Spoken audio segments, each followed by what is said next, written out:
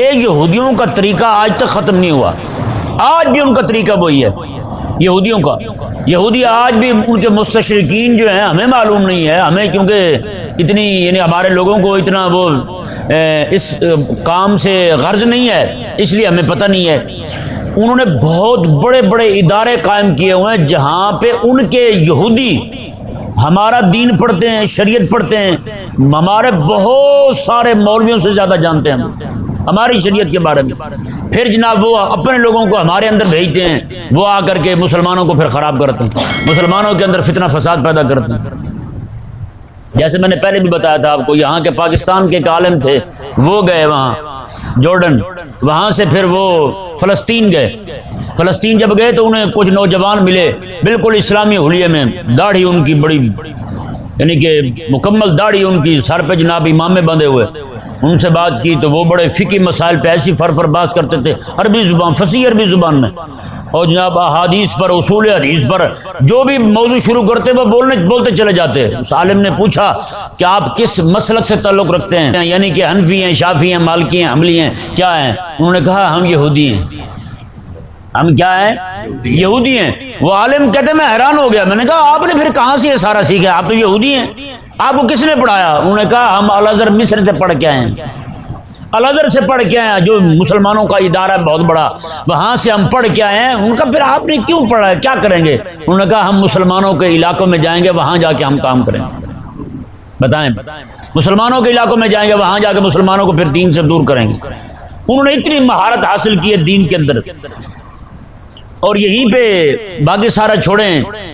یہ افغانستان کے اندر ایک بندہ آیا نا، یہاں پہ ایک انگریز تھا، وہ آ کے حاکم لگا، تو انہوں نے مقرر کیا امریکہ نے، وہ آگے لگا حاکم، تو وہاں بیٹھ کے لوگوں کے فیصلے کر رہا ہے جناب، دھڑا دھڑ بول رہا ہے، پشتو بول رہا ہے، فارسی بول رہا ہے فر۔ انہوں نے ایک بندے نے پوچھ لیا اس سے کہ آپ کو یہ پشتو فارسی کیسے آتی ہے؟ اس نے کہا آپ کو پتہ نہیں ہے، میں 2 سال فلانے علاقے میں مسجد میں امام رہ کے گیا ہوں، اس وقت داڑھی میں آیا تھا، اب جناب بغیر داڑھی کیا ہے۔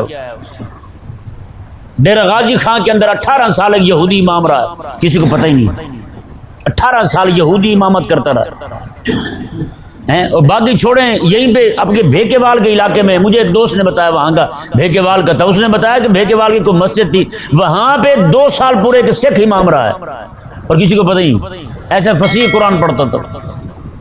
ایک بھائی وہ کہتے ہیں نا، اگر رہنا نا دنیا میں تو پھر اب پہچان پیدا کر، ہیں یہاں لباس خضر میں ہزاروں رازن پھرتے ہیں، کپڑے چوغے جناب بزرگوں والے، اور اندر سے یہودی، اندر سے کافر، اندر سے سکھ، اندر سے کافر ہیں، ہمیں نہیں سمجھ آ رہی۔ اور یہ کام جو ہے نا، نواب آپ چھتاری، اس کا قصہ آپ دیکھیں، ہماری کتاب جو ہے نا حدیث چین محدثین کی نظر میں، آپ پڑھ کے دیکھیں رونگٹے کھڑے ہو جائیں گے آپ کے۔ نواب چھتاری کو یہاں پہ رہ کے گیا تھا، ان کا انگریز حاکم تھا، یہ لندن گئے وہاں کسی کانفرنس میں، تو اس نے کہا کہ آج میں تمہیں ایک شے دکھاتا ہوں۔ نواب چھتاری کو وہ لے کر گیا، پہلے اس نے پرمیشن لی وہاں سے، اپنے نام کی اور اس کے نام کی، چلتے چلتے جنگل میں پہنچ گیا، بالکل بیابان جنگل، کچھ بھی نہیں ہے وہاں پہ۔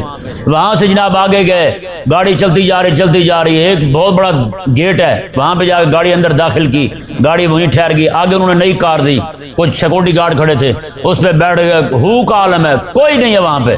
پھر آگے چلتی جا رہی، اس گیٹ کے اندر بھی پھر چلتی جا رہی، گاڑی بھاگتی جا رہی ہے، آگے جا کے بہت بڑا ادارہ آیا۔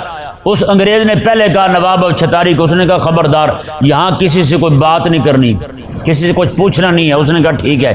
وہاں جب پہنچے تو بہت بڑا عالی شان مدرسہ ہے، کہیں بخاری پڑھائی جا رہی، کہیں مسلم پڑھائی جا رہی، کہیں حدیث شریف پہ، اصول حدیث پہ، اصول تفسیر پہ بحث ہو رہی ہے، مباحثے ہو رہے ہیں، گفتگو ہو رہی ہے، باہم لوگ بیٹھے پڑھ رہے ہیں، نوجوان ہیں، بچے ہیں سارے۔ اور نواب چھتاری کہتے ہیں کہ بچے نوجوان کو پکڑ کے میں پوچھنے لگا، اس نے کہا نو، پوچھنا نہیں ہے اسے، میں نے منع کیا تھا۔ وہ جب وہاں سے نکلا باہر تو اس نے کہا کہ یار مجھے تو بتاؤ یہ کیا معاملہ ہے، اگر یہ بچے ہیں دین پڑھ رہے ہیں تو اس طرح چھپ کے کیوں، اتنی سیکورٹی میں کیوں، اتنے جنگل میں کیوں، بیابان میں کیوں، اتنے ویرانے میں کیوں؟ اس نے کہا کہ وجہ یہ ہے کہ یہ بچہ ان میں سے نہ ایک پڑھانے والا مسلمان ہے، نہ پڑھنے والا مسلمان ہے۔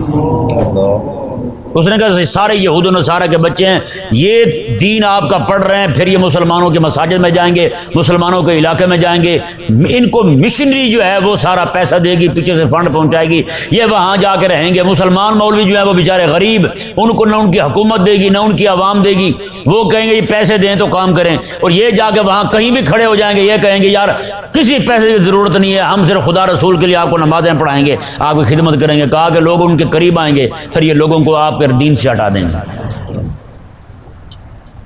یہ آخر پتہ نہیں کب سمجھیں گے ہم۔